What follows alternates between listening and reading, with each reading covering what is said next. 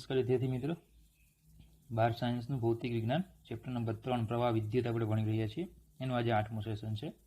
આજે આપણે કેટલાક દાખલાઓની ચર્ચા કરવાની છે, જેનું સૂત્ર આપણે લાસ્ટ ટાઈમ ભણી ગયા હતા કે rho of T equal to rho 0 1 plus alpha T minus T0.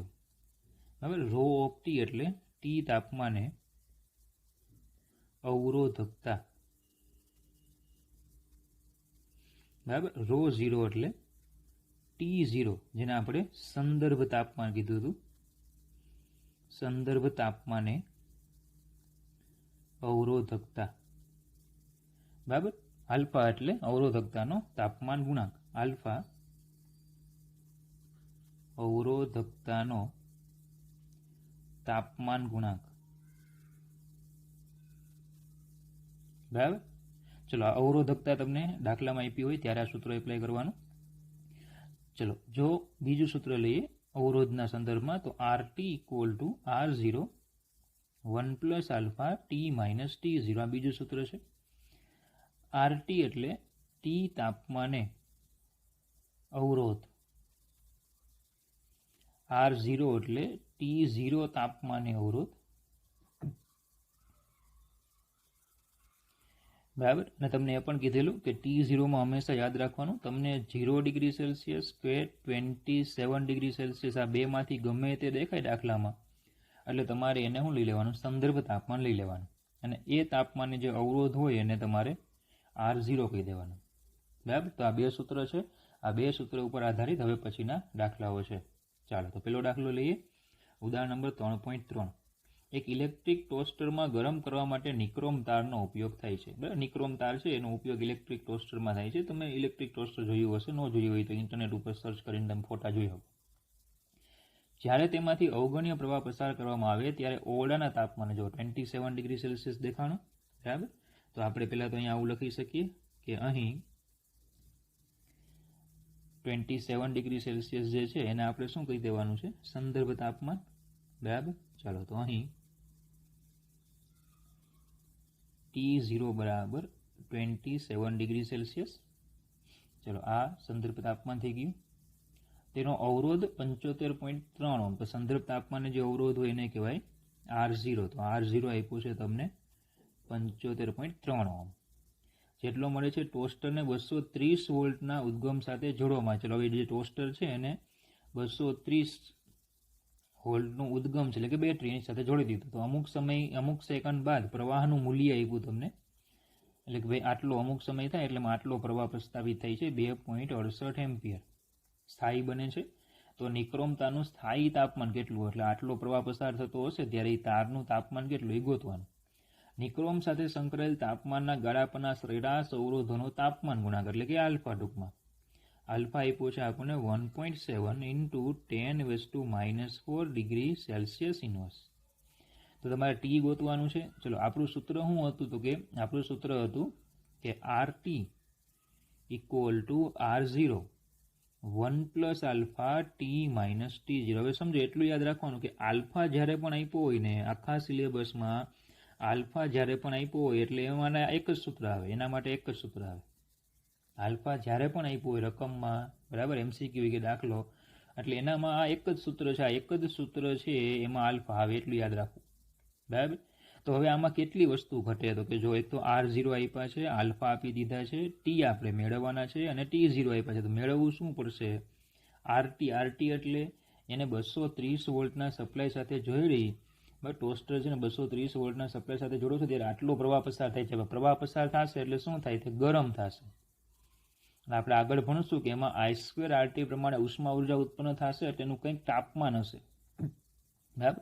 અને એ તાપમાન એનો અવરોધ હશે, જેને RT કહેવાય.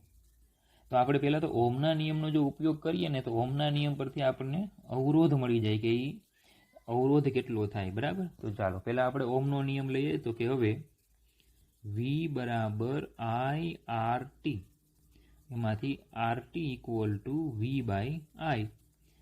તો એ થઈ જશે RT ઇક્વલ ટુ, ચલો, વોલ્ટેજ હતા 230, પ્રવાહ હતો 2.68, એટલે RT આપણને મળી જશે. તમારે કેલ્ક્યુલેટરનો ઉપયોગ કરીને ગણતરી ચેક કરવી, મેં કરી હોય એક વખત, પણ ભૂલ હોઈ શકે. ચલો આરટી મળી ગયા, આ મળી ગયા. ચલો બધું કામ થઈ ગયું. તો હવે આપણે ડાયરેક્ટ જ આપણે ફાઇનલ સૂત્ર તરફ જઈએ કે હવે RT equal to R0 1 plus alpha T minus T0. ચલો માટે ચલો આરટી આવ્યું હતું 85.8208. બધી કિંમત મૂકી દેવાની સિવાય એક કોણ હમણાં તમને કહું. R0 એટલે 75.3 1 પ્લસ એક છે આલ્ફા. આલ્ફાની કિંમત બેઝિકલી છેલ્લે મૂકવાની, કારણ કે એક તો કિંમત મોટી હોય, તમારે આ સ્ટેપ ઘણી બધી વખત લખવાનું થાય, તેમાં વચ્ચે વચ્ચે નહીડા રાખે, ટાઈમ બગડે, બોલપેન બગડે, સહી બગડે, પાનું બગડે, બરાબર.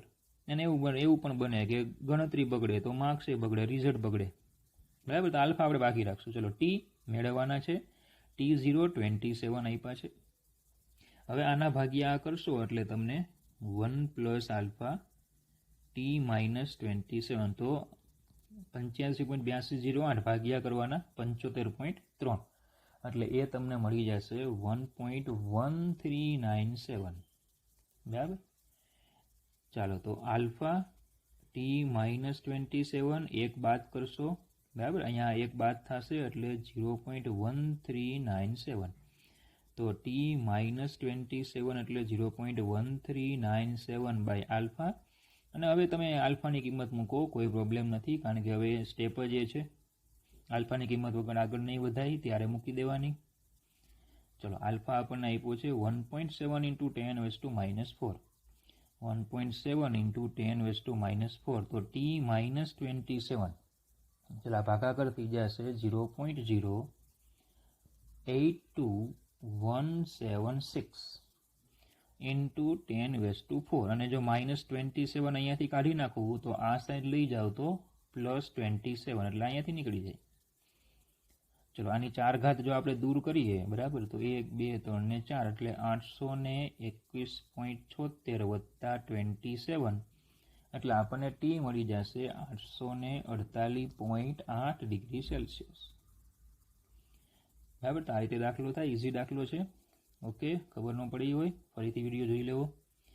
ચાલો ઉદાહરણ નંબર 3.4. સેમ એ જ બધી મેથડના દાખલાઓ છે, બરાબર. પ્લેટિનમ અવરોધ ધરાવતા થર્મોમીટરમાં રહેલા પ્લેટિનમ તારનો અવરોધ બરફના તાપમાને, જો બરફનું તાપમાન એટલે 0 ડિગ્રી સેલ્સિયસ. તો બોલો એ શું થઈ ગયું આપણો T0 0 ડિગ્રી સેલ્સિયસ. તો એ તાપમાન અવરોધ એટલે R0 5 ઓહ્મ. વરાળના તાપમાને તે 5.23, એટલે કે વરાળનું તાપમાન ટી લઈ લઈએ 100 ડિગ્રી સેલ્સિયસ ને ત્યારે અવરોધ એટલે RT 5.23 ઓહ્મ. જ્યારે થર્મોમીટરને હોટ બાથમાં ડુબાડવામાં આવે ત્યારે પ્લેટિનમ તારનો અવરોધ આટલો છે. તો બાથનું તાપમાન કેટલું? પ્લેટિનમ અવરોધ ધરાવતું થર્મોમીટર છે, એમાં પ્લેટિનમ તારનો અવરોધ બરફના તાપમાને આટલો, વરાળના તાપમાને આટલો, ને જ્યારે એને બીજા કોઈ હોટ બાથમાં ડુબાડવામાં આવ્યું ત્યારે અવરોધ આટલો. તો એનું તાપમાન કેટલું હશે? ટૂંકમાં હવે આપણે શું કરવું પડશે? બે કિસ્સા લેવા પડશે. વરાળવાળું જે છે એને આપણે નંબર 1 આપી દઈશું, અને પછીનો જે છે એને નંબર 2. તો આને હું T1 કહી દઉં, અને આ થઈ ગયો RT1, માફ કરજો. ચાલો તો પછી T2 કહી દઈએ, જે આપણે હોટ બાથનું તાપમાન મેળવવાનું છે, અને અવરોધ જે છે એને કહી દઈએ RT2 5.795 ઓહ્મ. ઓકે, હવે થોડુંક સિમ્પ્લિફાય કરીએ, કારણ કે બે કિસ્સાઓ છે, T1 RT1, T2 RT2. તો પહેલાં થોડુંક સિમ્પ્લિફાય કરીને આપણે એક જનરલ ઇક્વેશન લઈએ અને પછી એમાં કિંમત મૂકીએ, બરાબર. તો આ રીતે ટૂંકમાં લઉં છું કે હવે RT equal to R0 1 plus alpha T minus T0 પરથી, બરાબર. ચલો આને આ રીતે પણ લખી શકાય, RT equal to R0 plus alpha R0 T minus T0, બરાબર. તો પછી RT minus R0 equal to alpha R0 T minus T0. આને હું નંબર 1 કહી દઉં. હવે આ સમીકરણને આપણે 2 વખત લખીએ, બરાબર. સમીકરણ 1 પરથી T1 તાપમાન માટે લખવું હોય મારે, T1 તાપમાન માટે, ચલો સમીકરણ 1 T1 તાપમાન માટે લખીએ તો RT1 માઇનસ R0 બરાબર alpha R0 T1 minus T0, અને કહી દો નંબર 2. અને એ જ સમીકરણને આપણે T2 તાપમાન માટે લખીએ. સમીકરણ 1 ને T2 તાપમાન માટે, ચલો સમીકરણ 1 પરથી T2 તાપમાન માટે તો RT2 minus R0 equal to alpha R0 T2 minus T0, આને કહી દો નંબર 3. ચલો હવે બંને સમીકરણનો આપણે ગુણોત્તર લઈ લઈએ. તો સમીકરણ 2 અને માફ કરજો 3 અને 2 નો ગુણોત્તર લેતા, ચલો એટલે આ થઈ જશે RT2 minus R0 upon RT1 minus R0 equal to alpha R0 T2 minus T0 ના છેદમાં alpha R0 T1 minus T0. ચલો આલ્ફા R0 કેન્સલ થાય તો RT2 minus R0 equal to, બરાબર એ કેન્સલ થઈ જશે. તો એવું કરીએ કિંમત પણ સાથે મૂકી દઈએ એટલે બેક સ્ટેપ કપાઈ જાય. ચલો RT2 કેટલા છે તો કે એ છે 5.795 માઇનસ R0 આપ્યા છે 5 અપોન, ચલો RT2 કેટલા છે RT1 5.23 માઇનસ 5. ચલો આ કેન્સલ થશે. T2 તાપમાન આપણે ફાઇન્ડ કરવાનું છે. T2 માઇનસ T0 0 લેવાના છે. T1 આપ્યું છે 100 માઇનસ 0. ઓકે, તો આમાં 5 બાદ થશે એટલે અહીંયા 0.795, આ તો ડાયરેક્ટ જ T2 ને કરતા બનાવી દઉં.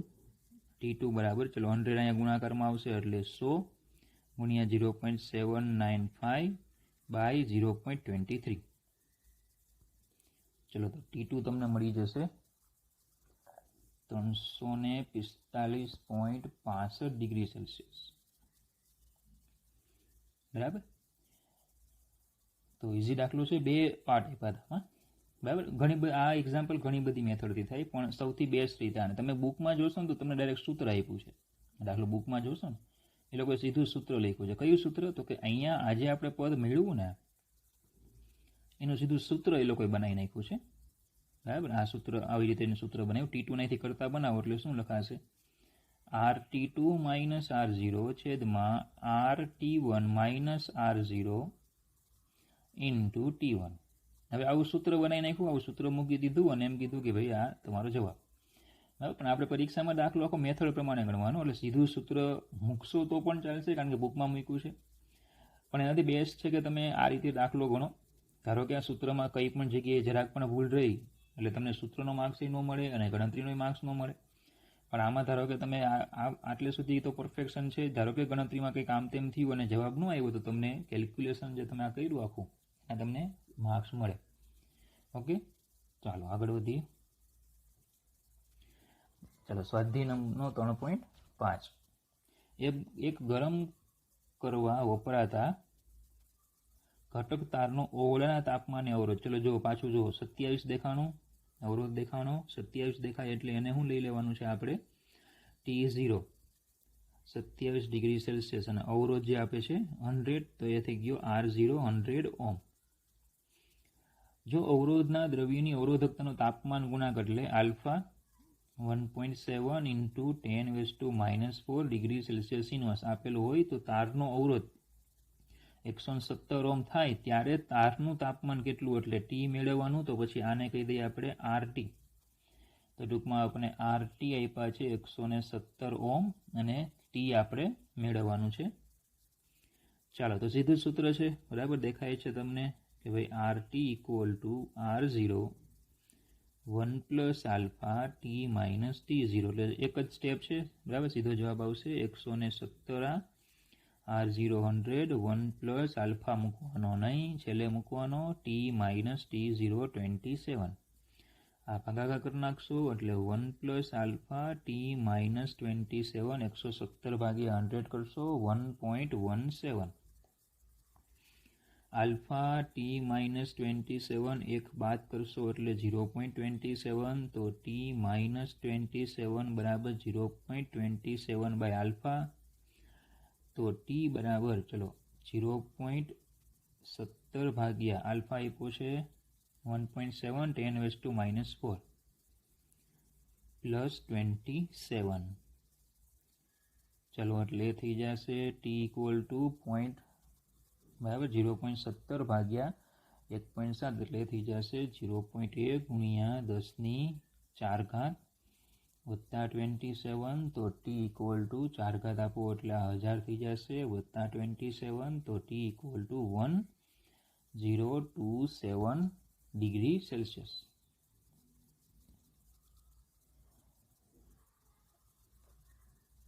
ઓકે, તો ઇઝી દાખલો છે, એક જ સ્ટેપ છે ખાલી. ચાલો 7મો લઈ લઈએ. આ પણ એની જેવો જ દાખલો છે.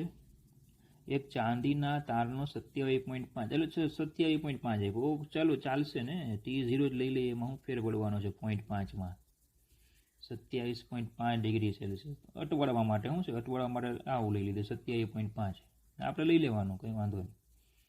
R0 2.1 100 સેલ્સિયસ તાપમાને એટલે ટી 100 ડિગ્રી સેલ્સિયસ તાપમાને RT 2.7 ઓહ્મ. તો આલ્ફા આપણે મેળવવાનો.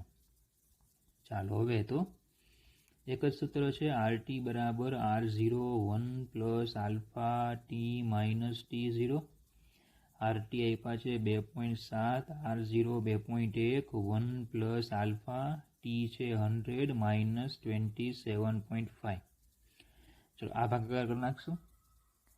અથવા તો ધારો કે તમે એવું કરીએ, આલ્ફાને કરતાં બનાવીને છેલ્લે કિંમત મૂકીએ, થોડોક સાદું રૂપમાં થોડો ફાયદો થાય. કેલ્સી એક જ વખત ઉપયોગ કરવો પડે એટલા માટે. T minus T0 alpha T minus T0 equal to RT by R0 minus 1. બરાબર, alpha T minus T0 equal to RT by R0 અથવા માફ કરજો, એક જરાક કેલ્ક્યુલેશન થોડું ચેન્જ કરીએ છીએ. RT બરાબર આને ગુણી દઉં, R0 વત્તા R0 alpha T minus T0 એટલે શું છે, આલ્ફા સીધો કરતા બની જાય.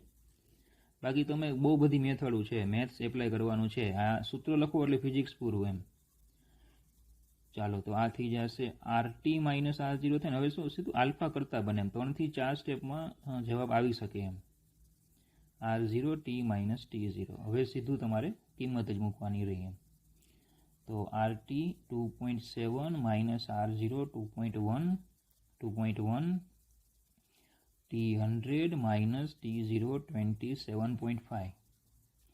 ચલો આ બાદબાકી કરશું, ભાગાકાર કરી નાખશું એટલે થઈ જશે 0.003940.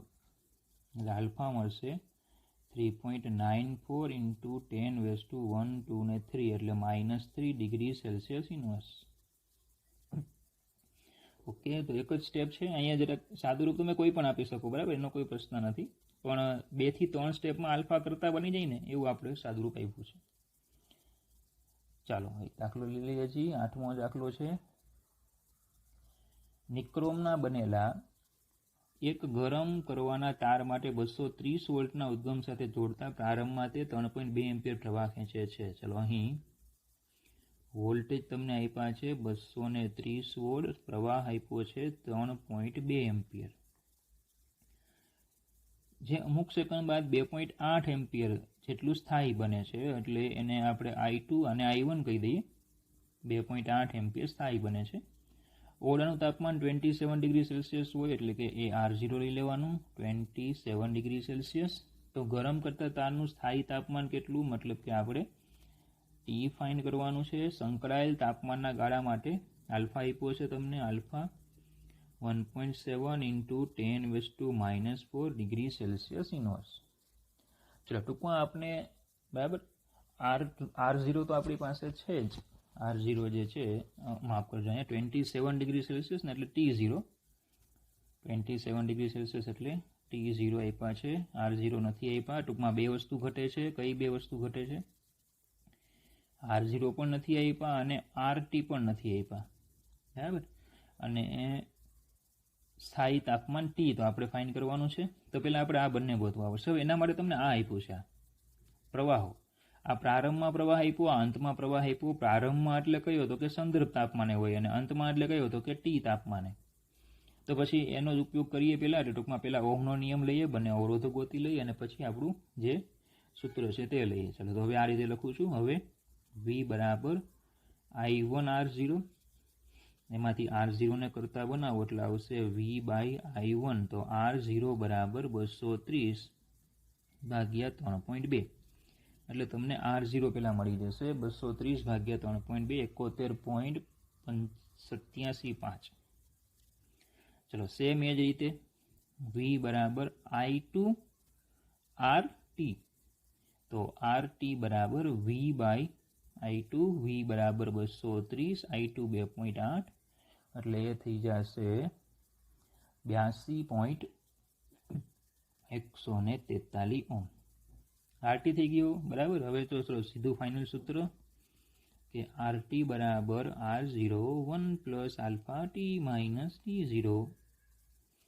ચાલો મૂકી દો કિંમત. 82.143 બરાબર 71.875. 1 + આલ્ફા તો તમને ખબર જ છે, છેલ્લે મૂકવાનું. ટી ફાઇન્ડ કરવાનો છે. T0 27 તમને આપ્યા છે. ચલો આ બેનો ભાગાકાર કરશો એટલે 1 + આલ્ફા T - 27 = ચલો એ બંનેનો ભાગાકાર કરશો એટલે મળશે 1.1428.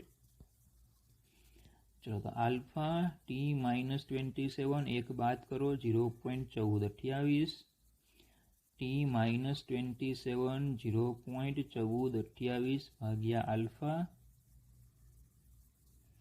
એટલે T બરાબર ચલો આ થઈ જશે 0.1428 ભાગ્યા, ચલો આલ્ફા આપણને આપ્યો છે 1.7 × 10⁻⁻4 + 27, તો T = અહીંયા થઈ જશે આ 0.08403 + 27, એટલે T = માફ કરજો ગુણ્યા 10⁴ વત્તા 27, તો 4 ઘાત કાઢો 1 2 3 ને 4 એટલે 840 વત્તા 27, એટલે T = થઈ જશે 867. અહીંયા 840.3, ધારો કે એક આંકડો વધારે લઈ લઈએ તો 867.3 ડિગ્રી સેલ્સિયસ. ઓકે, તો હવે જો આ જે દાખલા હતા ને, આ બધા દાખલા એ શેના પર હતા? આપણા જે સૂત્રો જે હતા એની પર. જે એક જ સૂત્ર હતું એના આટલા દાખલા હતા, બરાબર. હવે એક દાખલો આપણે થોડોક અલગ લઈ લઈએ છીએ, બરાબર. પહેલો જ દાખલો છે ચેપ્ટરનો. પહેલો દાખલો જો કે બહુ સહેલો હોય પણ આ એવો બધો પણ સહેલો નથી, બરાબર. તો એની ચર્ચા કરી લઈએ. અલગ દાખલો છે, IMP દાખલો કહીએ તો ચાલે, કારણ કે આગળના તો બધા ઇઝી દાખલા હતા, બરાબર. પણ આમાં થોડુંક ખતરનાક પણ આપ્યું છે. જો એ પહેલાં તો આપ્યું છે, પહેલાં આપણે એ સોલ્વ કરશું. 1.5 એમ્પિયર પ્રવાહનું વહન કરતા, એટલે ચલો પહેલાં તો આપણને અહીંયા પ્રવાહ જ આપ્યો છે, બરાબર. તો અહીં I બરાબર 1.5 એમ્પિયર બરાબર જોજો કરતા 1 × 10⁻⁷ મીટર સ્ક્વેર આડછેદનું ક્ષેત્રફળ. ચલો ક્ષેત્રફળ આપ્યું છે એ 1 ગુણ્યા એટલે ટૂંકમાં 10⁻⁷ સીધું લખું, 10⁻⁷ મીટર સ્ક્વેર આડછેદનું ક્ષેત્રફળ ધરાવતા એક તારમાંથી વહન પામતા ઇલેક્ટ્રોનો માટે સરેરાશ ડ્રિફ્ટ વેગ ગણો. એટલે આપણે VD ગણવાનું છે. એવું ધારો કે દરેક કોપરનો પરમાણુ લગભગ એક વાહક ઇલેક્ટ્રોન આપે છે, બરાબર.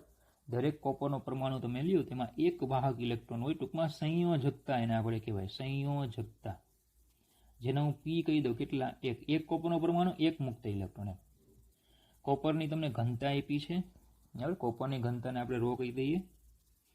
ચલો આ કોપરની ઘનતા, આને આપણે કીધું એક વાહક ઇલેક્ટ્રોનને કીધું સંયોજકતા P. કોપરની ઘનતા 9 × 10⁻³ કિલોગ્રામ મીટર -3.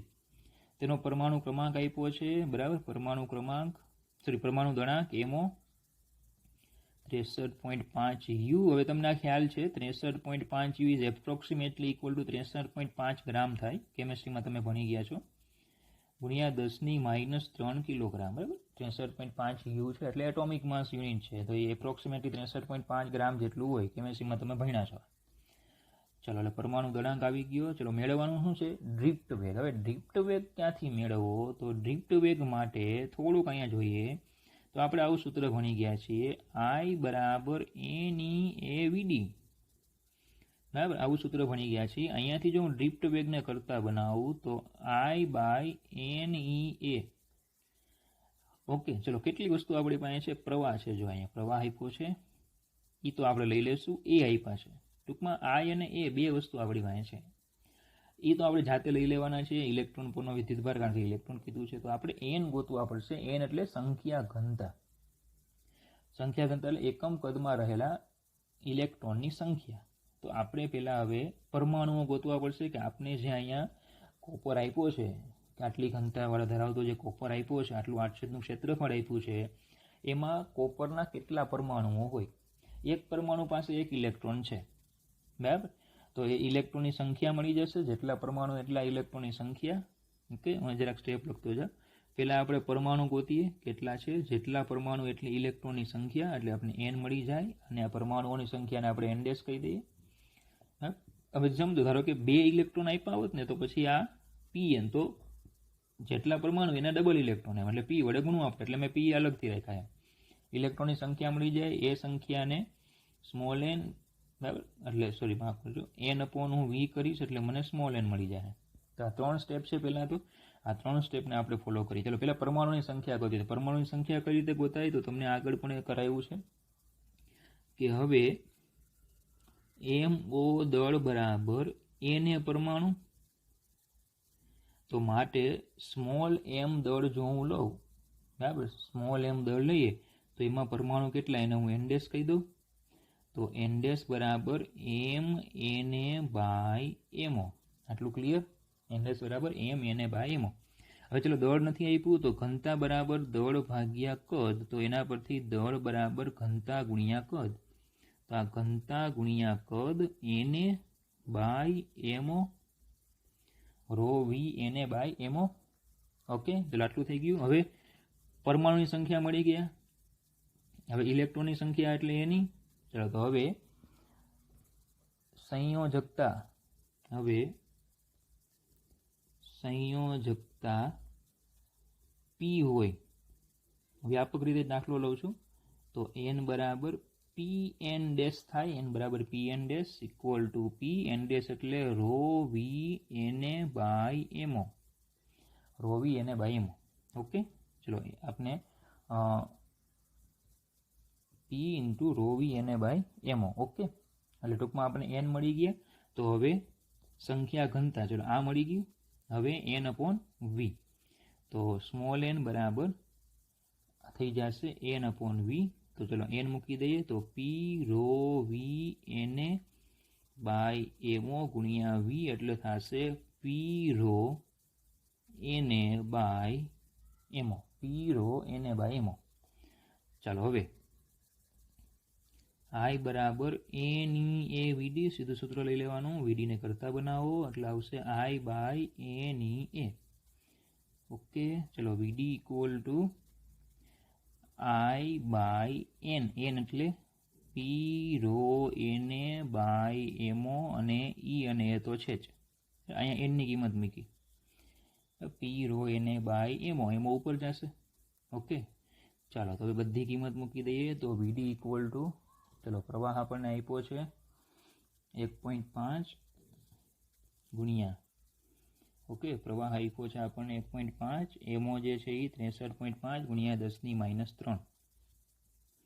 63.5 ગુણ્યા 10⁻3 ના છેદમાં P સંયોજકતા 1. ρ આપ્યા છે આપણને. ρ તમે બુક સામે રાખજો એટલે તમને ઝડપથી ρ મળી જાય. મારે ઉપર નીચે કરવું પડે. 9 ગુણ્યા 10⁻3. 9 ગુણ્યા 10⁻3. એને તો ખબર જ હોય, બરાબર. 6.022 ગુણ્યા 10⁻23. E બરાબર 1.6 ગુણ્યા 10⁻19. અને એ આપણને આપણે આપ્યા છે 10⁻7. ઓકે, ચલો આ કેલ્ક્યુલેશન કરશો. આઈ થિંક આટલો આવશે 1.098 ઇન્ટુ 10⁻³ મીટર સેકન્ડ ઇન્વર્સ. અને -3 છે તો એ લોકોએ મિલીમીટરમાં આપ્યો છે. એટલે 1.098 મિલીમીટર સેકન્ડ ઇન્વર્સ. ચલો આ એ ભાગ પૂરો થયો. આપણે વીડી જે ગોતવાના હતા તે. બરાબર. ચલો હવે બી લઈએ. આ ડ્રિફ્ટ ઝડપને સામાન્ય તાપમાને કોપર પરમાણુની ઉષ્મીય ઝડપ. સામાન્ય તાપમાને કોપર પરમાણુની ઉષ્મીય ઝડપ. પરમાણુની ઉષ્મીય ઝડપ એટલે આપણે જો બરાબર આરએમએસ સાથે સરખાવીએ તો એ આવતું 3RT બરાબર 3 કેબીટી. માં પૂછો. હા 3 kBT/m આવું સૂત્ર આપણે ભણી ગયા હતા. √3 kBT/m વાયુના ગતિવાદમાં જો m દળ હોય બરાબર તો સૂત્ર આપણે મળતું 3 kBT/m ઉષ્મીય ઝડપ. અને બીજું આપ્યું છે ડ્રિફ્ટ ગતિ માટે. સુવાહકમાં આ ડ્રિફ્ટ ગતિ માટે જવાબદાર છે તે વિદ્યુત ક્ષેત્રની પ્રસરણની ઝડપ સાથે સરખામણી કરો. ટૂંકમાં આપણે બંને ઝડપોની સરખામણી કરવાની છે. બરાબર.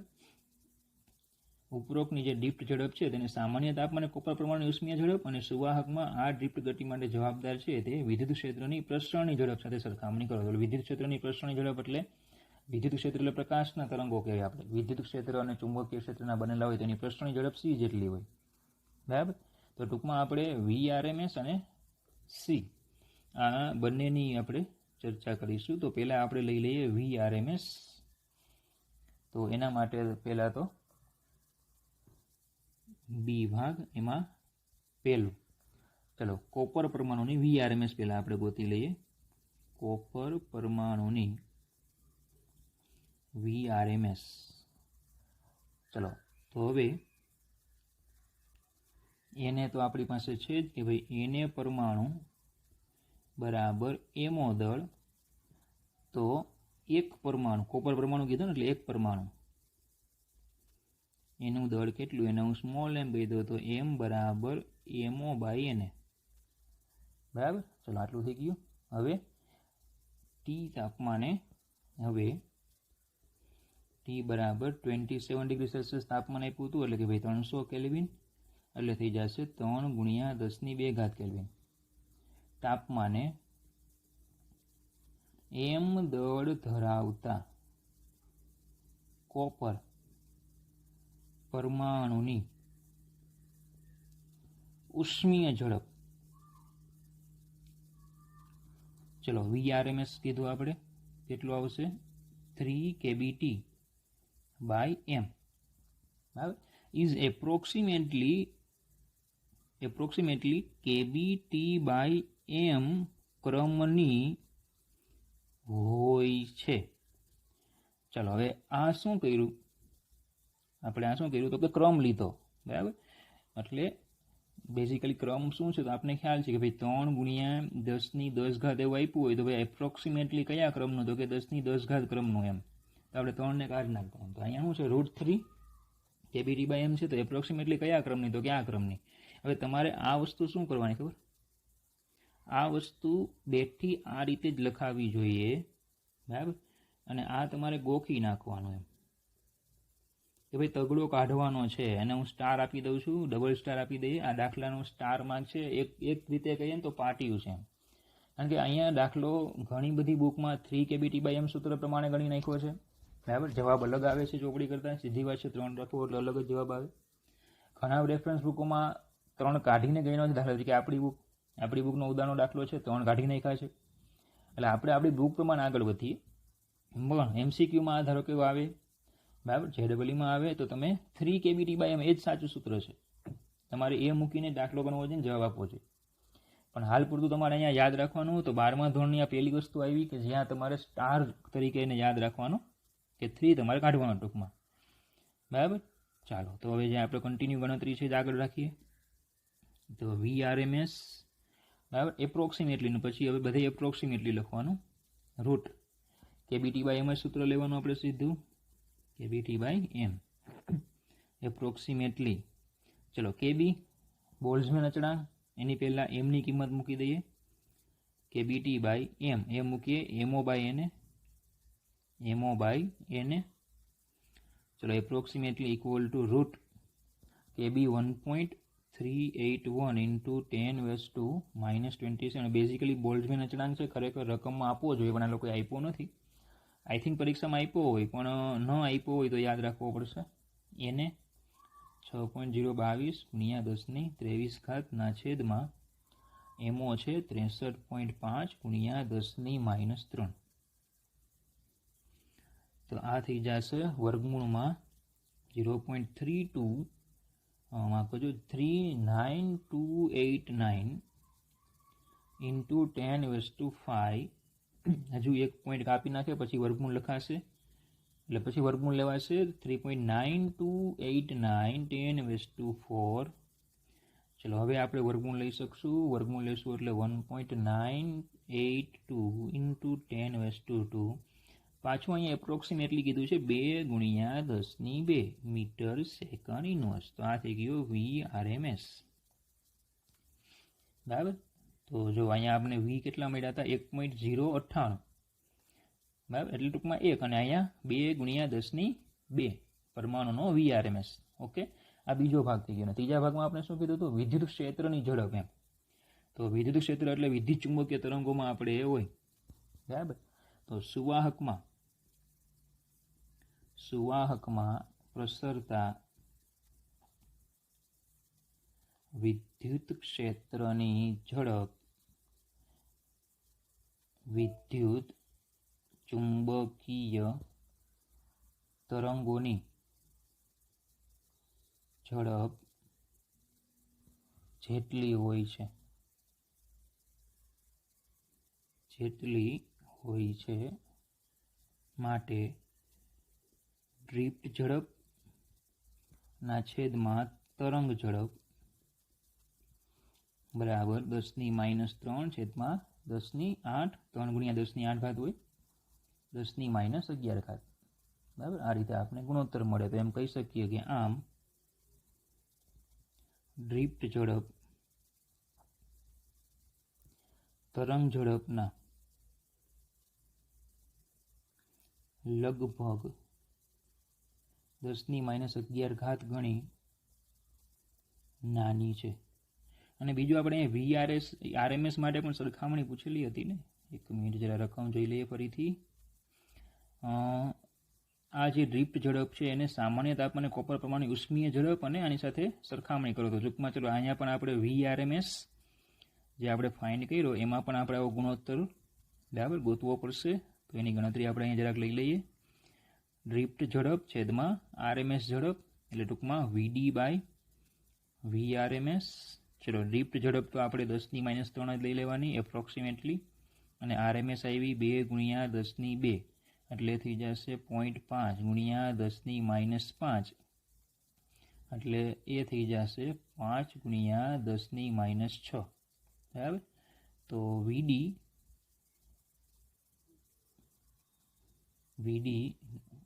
એ VRMS કરતા 5 ગુણ્યા 10⁻6 ગણી નાની છે.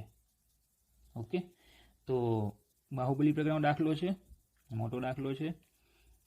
ઓકે, ફરીથી એક વખત આખો દાખલો રિવાઇઝ કરજો એટલે તમને ખ્યાલ આવશે. પણ આ બાબત તો તમારે ખાસ ધ્યાન રાખવાની છે. એનની સંખ્યા ઘણી બધી વખત શોધવાની આવે એટલે આ તમને હંમેશા યાદ હોવું જોઈએ. બરાબર. ચેપ્ટર 1ના એક્સ્ટ્રા દાખલાઓના વિડીયો જે સેશન છે એમાં પણ તમારે આ ઘણી બધી વખત ગોતવાનું હતું. ઓકે, તો આજના સેશનમાં આપણે આટલું જ રાખીશું. નેક્સ્ટ સેશનમાં મળીએ. Thank you. Video like, share, comments ચોક્કસ કરવી.